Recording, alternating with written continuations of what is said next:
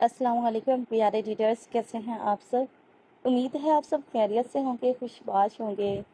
और सबसे पहले जो इस चैनल पर नए हैं या जिन्होंने अभी तक इस चैनल को सब्सक्राइब नहीं किया तो वो जल्दी से चैनल को सब्सक्राइब करें और बेल आइकन के बटन को ज़रूर प्रेस करें ताकि इस चैनल की आने वाली हर नई वीडियो का नोटिफिकेशन आप तक बर वक्त पहुँच सके। सो चलते हैं एपिसोड की जानिब। आज हम रीड करेंगे हास्य मोहब्बत के नावल की एपिसोड नंबर 32, जो कि अबीहा राजपूत की तहरीर है। फरहान साहब की रात अचानक तबीयत ख़राब हो गई थी और बर वक्त हॉस्पिटल लाने पर अब वो ख़तरे से बाहर थे, लेकिन इन्हें माइनर हार्ट अटैक आया था जिसकी वजह से सभी परेशान हो गए थे। वो आईसीयू में थे। इरहा और साहिर इनके साथ थे। सबीना बेगम घर पर ही थी। जैन, शहीर और सदीकी साहब को सब पता लगा था जिसकी वजह से वो सब खैरियत दरियाफ्त करने आए थे। सानिया, नेहा और आसिया बेगम घर पर समीना बेगम के पास थी। थोड़ी ही देर में फरहान साहब को वार्ड में शिफ्ट कर दिया गया था। अब सब इनसे मिलने आए थे। फरहान साहब ने सबको तसल्ली दी थी कि अब वो बिल्कुल ठीक हैं, पर इरहा इनके बेड के पास बैठी रोए जा रही थी। फरहान साहब ने सदीकी साहब को मुखातिब किया, मैं चाहता हूँ कि हम सादगी से 2 दिन के अंदर साहिर की रुखसती कर लें, क्योंकि मैं अपने बच्चों की खुशियाँ अपनी ज़िंदगी में ही देखना चाहता हूँ, क्योंकि ज़िंदगी का कोई भरोसा नहीं। फरहान साहब ने अर्जोदा लहजे में कहा तो साहिर और इरहा तड़प गए, जिस पर वो मुस्कुराए, बेटा, मौत एक अटल हकीकत है और ये कब आ जाए कोई पता नहीं। इरहा के लिए मुझे 2-3 प्रपोजल आए थे और अपने दोस्त के बेटे के प्रपोजल को मैंने एक्सेप्ट करने का सोचा है, जो कब से इरहा का हाथ मांग रहे हैं। साहिर की रुखसती के साथ ही इरहा का निकाह हो जाएगा। और रही इसकी पढ़ाई की बात, तो इन्हें इस बात पर कोई एतराज़ नहीं। फरहान साहब ने इरहा के सर पर धमाका किया, जो कि फटी फटी नज़रों से अपने बाप के चेहरे की तरफ देख रही थी। क्या वो नहीं जानते थे कि वो हमजा से मोहब्बत करती है?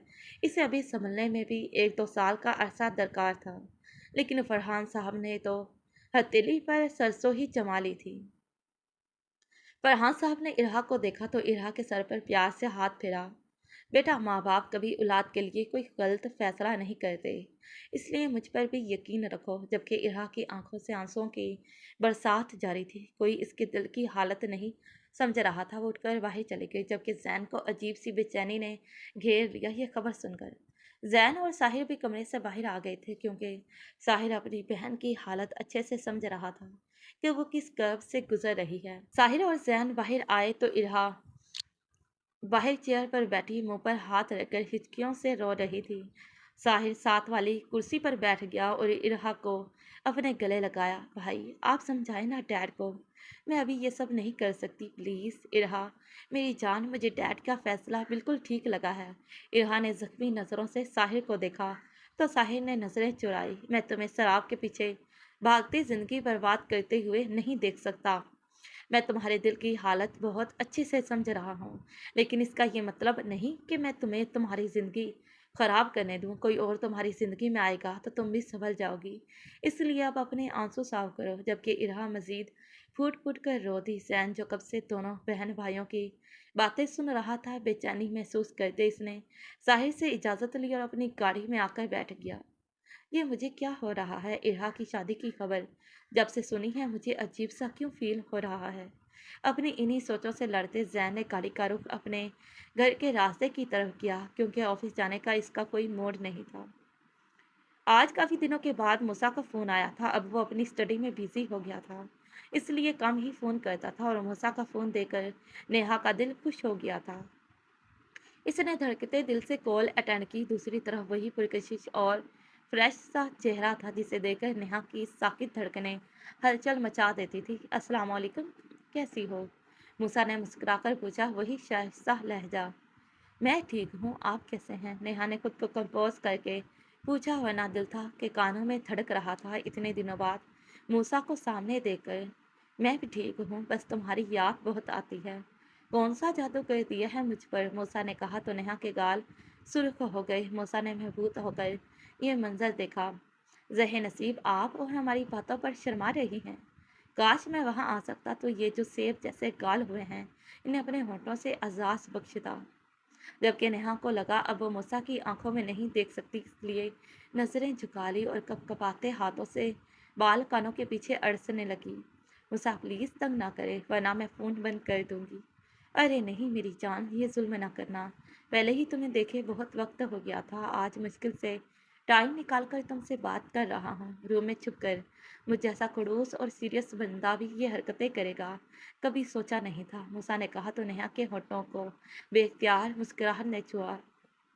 मुस्कुरा लो सालिम, मेरा वक्त आया तो गिन गिन कर बदले लूंगा, उफ कैसे गुजरेगा ये वक्त, मूसा ने आह भरते हुए कहा। तो अब की दफ़ा नेहा खुलकर खिलखिलाई और मूसा ने दिल ही दिल में इसकी नज़र उतारी। क्या बात है मेरी जान, तुम मुझे कुछ कमज़ोर सी लग रही हो, कहीं ये मेरी जुदाई का असर तो नहीं? मूसा ने पूछा तो नेहा ने नाक चढ़ाई। ये आपकी खुश फहमी है जनाब, अब वो इसे क्या बताती कि ये तो वो डाइटिंग पर है। वो मूसा की दुबली पतली दोस्त को देखकर एहसास से कमतरी का शिकार हो गई थी, जिसकी वजह से इसने डाइटिंग करना शुरू कर दी थी। अभी वो बातें ही कर रहे थे कि मूसा की वही दोस्त और क्लासमेट आ गई, जिसे साफ नेहा ने देख लिया था। मूसा चलो बाहर, तुम्हें कुछ दिखाना है मैंने, जल्दी करो। अरे नहीं यार, मैं अभी नेहा से बात कर रहा हूँ, जबकि इसने ज़बरदस्ती मूसा को बातों से पकड़ कर उठाया। मैंने कहा ना चलो अभी बात बात में कर लेना। अच्छा यार फिर बात होती है, अभी मैं मसरूफ़ हूँ, मूसा ने कहा तो नेहा के दिल में चनाके से कुछ टूटा। मतलब वो लड़की इसके लिए इतनी अहम हो गई है कि इसने नेहा की कॉल ड्रॉप कर दी, हालांकि कितने दिनों के बाद इसकी बात हो रही थी इससे। अभी 10 मिनट भी नहीं हुए थे बात करते कि वो लड़की आ गई। नेहा ने गुस्से से मोबाइल पटक दिया और घुटनों में सर देकर रोने लगी। थोड़ी देर बाद अपना दिल हल्का करने के बाद उठ गई, क्योंकि वो साहिर के घर थे और मूसा की कॉल के लिए बाहर लॉन में आई थी वो, पर चेहरा इसका सबक से सुर्ख पड़ गया था, इसलिए पहले वो वॉशरूम में गई और अच्छे से मुंह हाथ धोकर फिर अपनी मोम और सानिया के पास आकर बैठी, जो समीना बेगम के पास थी। जैन घर आकर सोफे पर बैठ गया था, जहां सामने ही इसके मॉम डैड बैठे थे। क्या बात है बरखुरदार, परेशान लग रहे हो? फरहान साहब की तबीयत ज़्यादा ख़राब है क्या? मैं भी पता करने जाऊँगा थोड़ी देर तक, जाफ़र साहब ने तशवीश से कहा। वो ठीक है अब डैड, जैन ने जवाब दिया। तो फिर तुम्हारा मुंह क्यों सूजा हुआ है और ऑफिस क्यों नहीं गए? तबीयत तो ठीक है, जाफ़र साहब परेशान हो गए। कुछ नहीं, बस ऐसे ही डैड, कुछ समझ नहीं आ रही, अजीब सी बेचैनी हो रही है। जबकि अब जाफर साहब मज़ीद परेशान हो गए, क्योंकि इनका हंसमुख सा बेटा परेशान था। बरखुरदार, परेशानी क्या है ये तो बताओ। जबकि अब जैन अपनी मोम की गोद में सर रखकर सोफे पर ही लेट गया और इनकी गोद में मुँह छिपा लिया। मोम, इरहा की शादी हो रही है, जैन ने आखिर बता ही दिया, जिस पर दोनों मियाँ बीवी ने चौंक कर जैन को देखा। कौन इरहा? वो फरहान साहब की बेटी। जाफ़र साहब के पूछने पर जैन ने इस बात में सर हिलाया। तो इसकी शादी से तुम्हें क्या मसला है? पता नहीं डैड, जब से इसकी शादी का सुना है अजीब सी बेचैनी शुरू हो गई है, किसी काम में दिल नहीं लग रहा, दिल परेशान है। अब की दफ़ा जाफ़र साहब मुस्कराए। अच्छा तो ये बात है, मेरे बेटे ने इश्क का रोग पाला है। जबकि जैन ने चौंक कर जाफ़र साहब की तरफ देखा। नहीं डैड, मुझे नहीं लगता है ऐसा कुछ है, बस वो मुझे अच्छी लगती है, उदास सी है, संजीदा सी। मेरी जान, कब किसी की कौन सी अदा दिल को भा जाए पता नहीं लगता। हम रिश्ता मांग लेंगे तुम्हारे लिए इरहा का, जाफर साहब ने पूछा तो जैन का दिल धड़का।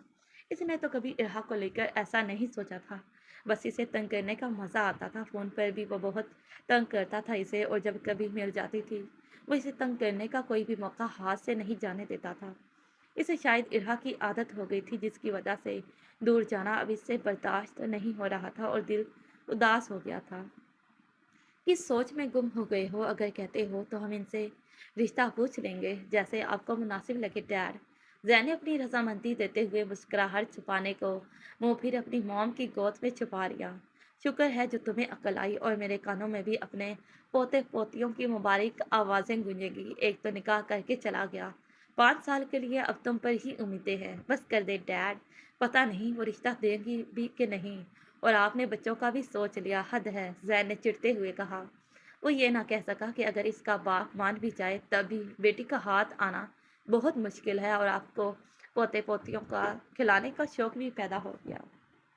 फरहान साहब अगले दिन डिस्चार्ज होकर घर आ गए थे और शाम को ही जैन की फैमिली खैरियत दरियाफ्त करने आ गई थी। नेहा और समीना बेगम तो चली गई थी, लेकिन सानिया को छोड़ गई थी ताकि वो इहा और समीना बेगम के पास रहे। अब वो इस घर की बहू थी, इसलिए इसका फ़र्ज़ था कि वो मुश्किल वक्त में इनके पास रहे।